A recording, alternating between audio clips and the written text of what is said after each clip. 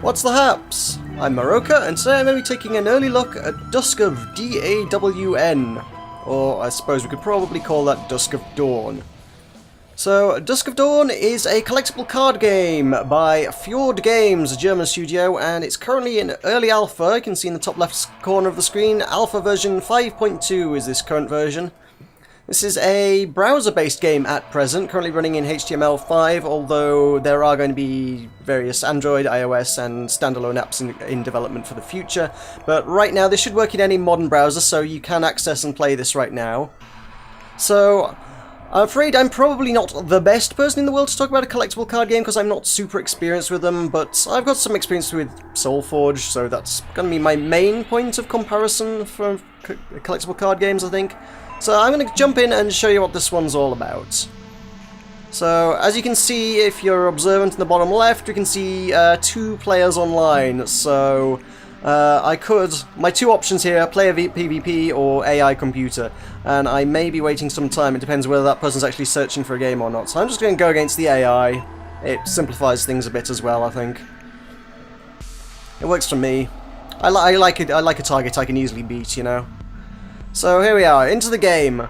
So, lane-based collectible card game with a cyberpunk sci-fi corporate warfare setting. We have awoken after decades of stasis and resumed our position as CEO of a multinational company. So, yeah, apparently you can just take a break for a few decades from running a business and they'll just happily welcome you back with open arms. And we are going to wage warfare against the AI Medea here. So we start out with 25 credits, which is kind of going to be our currency for playing cards and taking actions. We start with 3 cards to play, and at the start of each turn we'll be given a choice of 2 and we can pick 1 to add to our hand. Each turn we're going to get 5 moves, 5 action points to spend there. Some moves take 2, most take 1, and the fact that there's 1 light that's not listed up that's 6 tells me that perhaps there's a mechanic somewhere in the game that I have not yet discovered that allows you to take 6 moves in a turn.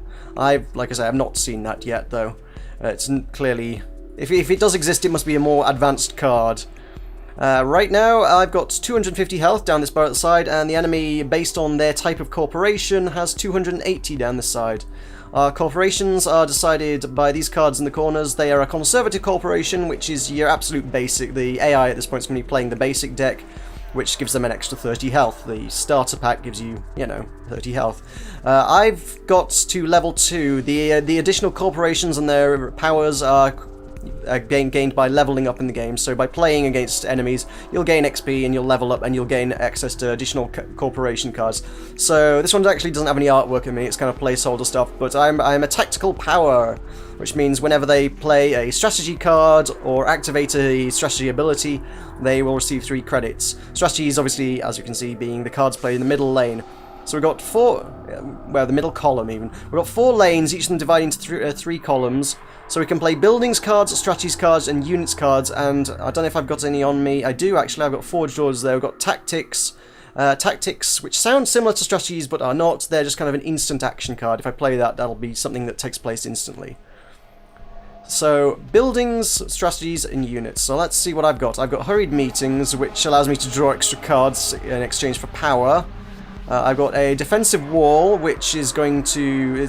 that is literally just going to block attacks. And forged orders, which is for returning enemy units to their hand, but they don't have any units played. So that's not going to do much right now. It's not a great starting hand.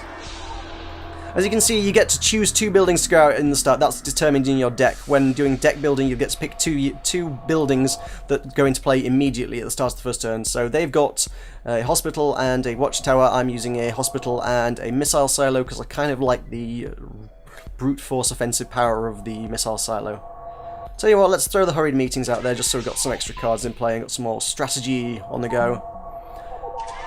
So these cards that have the health bars, obviously they need to be defeated before we can actually attack the corporation. Any lane that has units that don't have health bars, we can shoot straight through them. I've got 2 units there, but neither of those will block any attacks. So I want a tech specialist, so I've got some actually units in play here. At the start of each turn, we're going to get 20 credits to play, and the credit cost of each card is obviously in the top left corner there.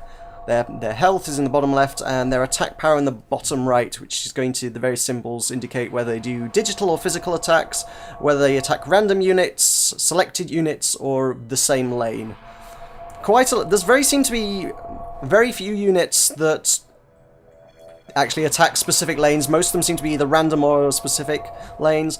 So all those units, honestly, I'm not seeing a lot of strategic purpose in placing them in any specific lane, other than I probably want to put it in this one in a different lane to my wall, so I've actually got some health in a lane to block things. So let's put my tech specialist here. He's got little arrows there, it's indicating that he is exhausted because he's just been played, so I can't use him. I could lose 10 power and draw a card, or I could spend my 10 credits on using my missile silo, and you know what? I fancy doing that. It's going to do 35 physical damage to something. They've got 2 lanes where I can shoot straight through, so I can go straight for the corporation and just blow a chunk out of that. And you know what? I'm going to do that, just because I can. Let's go straight for the jugular there. Boom, corporation's health depleted. And that's me, that's my turn gone. I can't do much more at this stage. So early on, you're not going to be using up all the action points, but as the game progresses, you'll find it easier and easier to find 5 moves in a turn. So I've got a replicating crawler or rifleman. I'm going to go with the crawler, because that's kind of a cool card that can duplicate itself, so that's cool. Oh, I don't have the points to play it right now. I've only got 20 credits, it costs 25, so he's going to attack. He's got that little cross of arrows kind of indicates I can choose who to attack, and the zap is kind of the zappy symbol is digital damage, so I can specify who I want to attack for 25 digital damage. And I can't attack the wall. Actually, all digital attacks bypass that. That only resists physical attacks, so I can't attack that. If I attacked that, it would literally just go straight to the corporation. So let's try and take down this watchtower. It's not a great one to attack because it will retaliate and it regenerates health at the start of each turn, but hey, the less things it's got blocking my path to attack, the better. And I've got my hospital, so I can heal up guys. That won't heal up vehicles or drones or anything, but it'll heal up my humanoid characters. So I could also play my... yeah, let's play the missile silo. Let's see if we can't finish this thing off. Let's fire some missiles at the tower. Is that good enough? That's good enough. It's done. Okay. So Medea is playing Provident Routines, green strategy, which means anything that's lost health will gain... well, the unit that's lost the most health will gain 10 health at the start of each turn. We've got a rifleman. I could use some more firepower. Let's get a rifleman in play. I've also got the crawler to deploy. How much we got? 25 and 15. I could use more money. I should get some strategies that have got some money, really. But let's get the crawler in play, because after 2 turns that can replicate itself and I'll have more firepower. There's nothing to attack except the corporation at this stage. Certainly from his perspective, doing digital damage, I can't attack the wall. So I might as well go straight for the corporation. Cool, and there's not much else going on here, so end of the turn.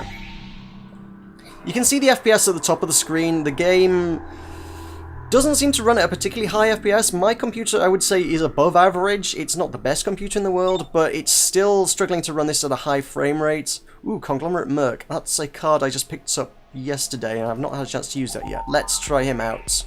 He's a blue card, so he should be beastie. He does cost 35 to play, which is kind of expensive, so I can't afford it just yet.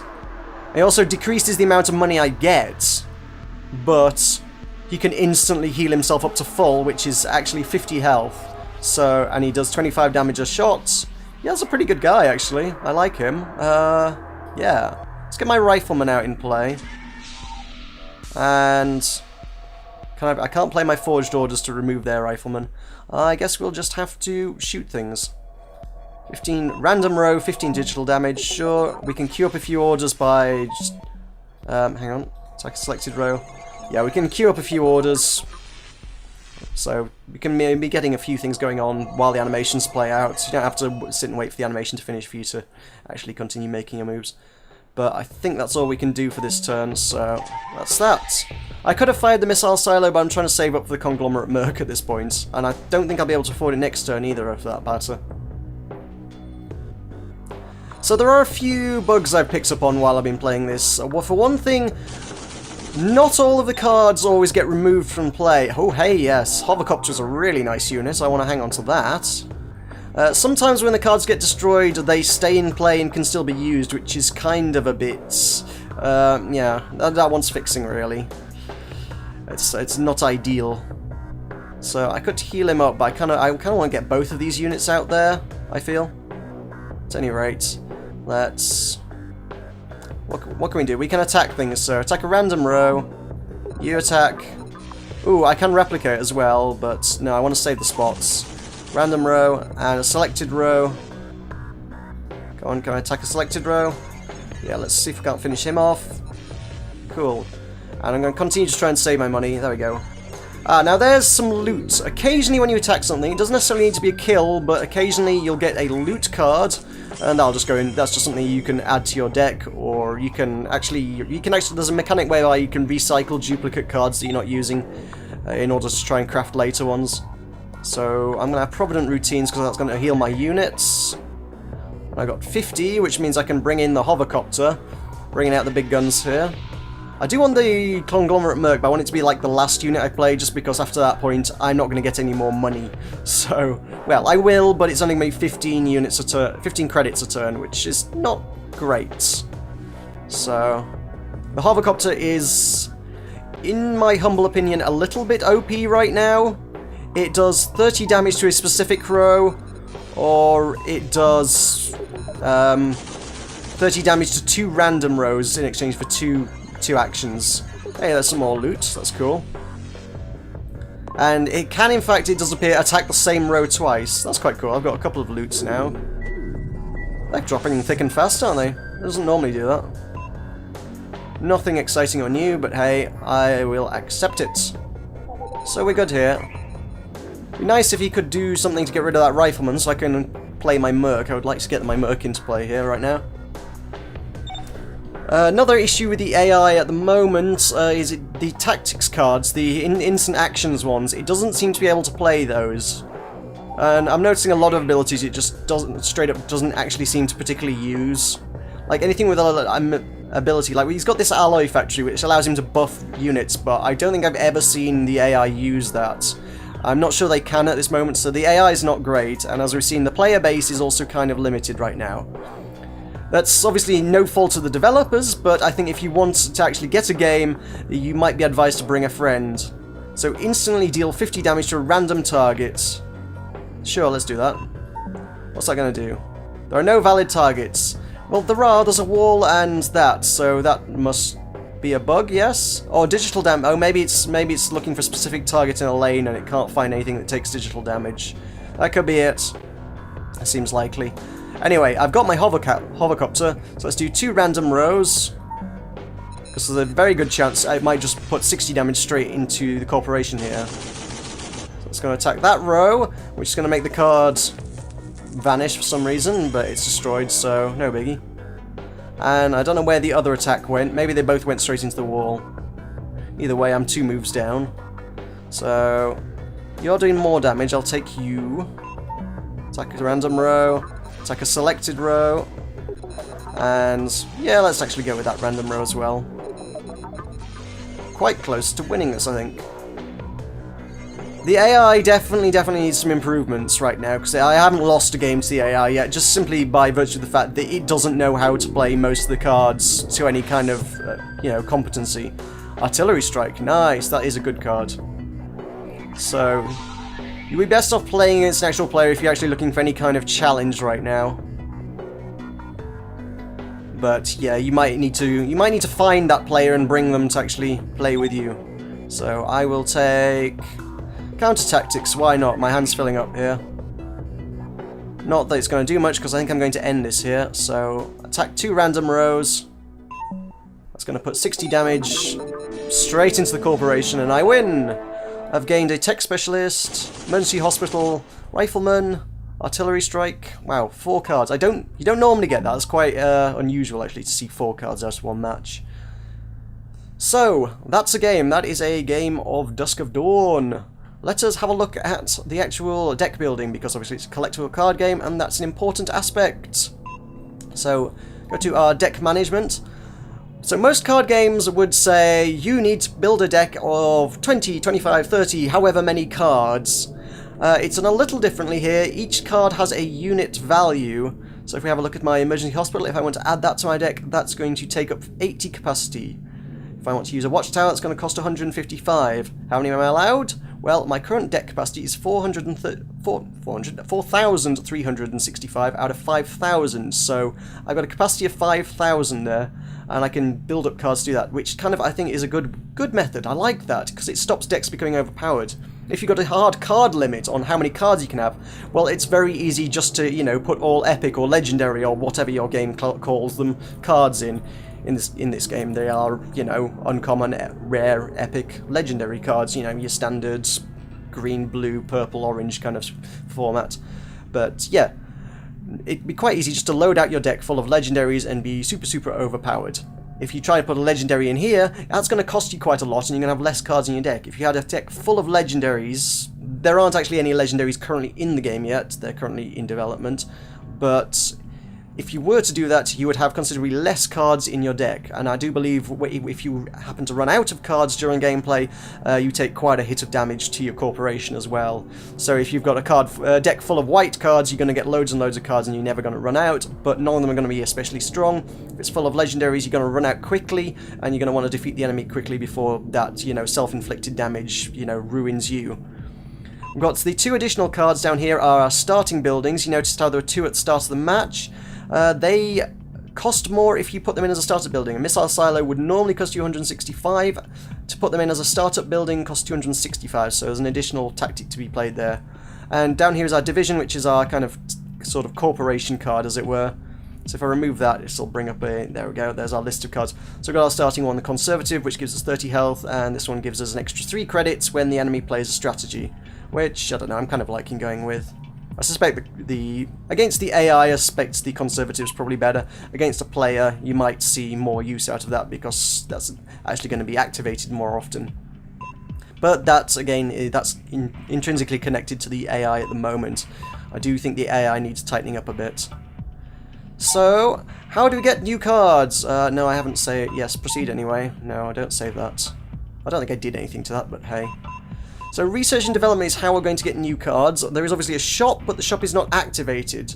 If you read through the developers' marketing materials, they describe their store as, or at least they describe it as the most ridiculously fair free-to-play concept, but not being able to see the store and how it works, I can't really make much judgment on that because I can't see particularly how it does work or how much it's going to cost to play. So all I've got is this, the free-to-play element is very much in place. So Rise of the Phoenix is the only deck of cards available. Everybody's going to be playing from the same pool of cards. I imagine there will be more later, but right now everything falls under this Rise of the Phoenix banner. We then have, we can craft cards, we can craft a white card, we can't craft white cards, I guess, presumably because they drop like candy. And we can craft a green card, the uncommons for 4 energy, see I currently have 20. We can do a rare for 16, an epic for 64, legendary for 256, so it's increasing 4-fold every time. And if you look below, there's also a chance of success, so uncommon, we've got a pretty good chance of getting something new out of it. Rare, less so. Epic and legendary. By the time we get to legendary, you've only got a 25% chance of actually getting something new. However, if it fails, and obviously you've got a 75% chance of failure of getting a legendary, you will at the very least get an epic instead, so yeah, it's not all a waste. And shares, which I am assured you can get through gameplay, but I have not seen them in gameplay yet. They will definitely be available to buy through the store, but at what cost I don't know. You can buy them to boost our chance of success to 100, so if I definitely absolutely want a legendary, I can put my 256 energy in, and 1,150 shares would boost it to 100% chance of success. But I haven't got that kind of money right now, so we're going to let's try and make a rare, because that's about all I can afford right now. So let's see what we can develop. We've got 55% of success, and it failed! But we made an alloy factory, but that's not great, I don't want that. So, I don't want the alloy factory. Let's, instead of doing development, let's go to research. So I can take the alloy factory, drag it over to research. What else do I have? Do I have anything else I don't want? Marketing department. Let's say I don't want a marketing department, because I actually don't. It's not a great card. Rifleman, I have loads of those. I've got plenty of tech specialists as well. So let's research these. And boom, that gives us an extra 8 energy. So greens are worth 5, whites are worth 1, and we can convert that into more energy. We also get 15 energy for every victory we gain in a match, or possibly for every match. I haven't actually had a loss yet against the AIs, so I can't tell you if you get any energy for a loss. But those points can then be used to craft more stuff. So there's also Runner, which is a feature not available yet, which will be customizable, skillable, and levelable cards. But those aren't available yet, so I can't show them off. And the shop is currently disabled, so I can't really have a look at that either. So the art style's looking good of these cards. Let's go back into deck management, and there's a subtle detail you may not have picked up on. It's unless you're aware it's there, it's maybe not the first thing you'd pick up on, but the art style's cool. So we got these white cards. We've got like a tech specialist here. Art, fair enough. It looks good. I like the art in this. But then if we have a look at the green, oh hey, that's a bit more detailed. So it's a bit more art budget being put into the green cards. Then we go to the blue cards. It looks better yet. And I don't have any purples or legendaries, but you can certainly check out the existing. And in fact, there aren't any legendaries actually developed yet. If you go onto the website, you can browse through the decks and see the purples that are in existence. And the artwork on those look absolutely amazing. So you should totally go check that out. So, yeah, that just about wraps it up for Dusk of Dawn. Oh, for God's sake, yes, I didn't change anything. Stop asking me that. So, yes, Dusk of Dawn. This is currently available, currently free to play in early alpha on the Dusk of Dawn website, duskofdawn.com. And that should play, it's HTML5, so it should play in any modern browser. And if you're willing to hang on a little longer, it will be available on Android, iOS, and possibly a standalone app in the near future.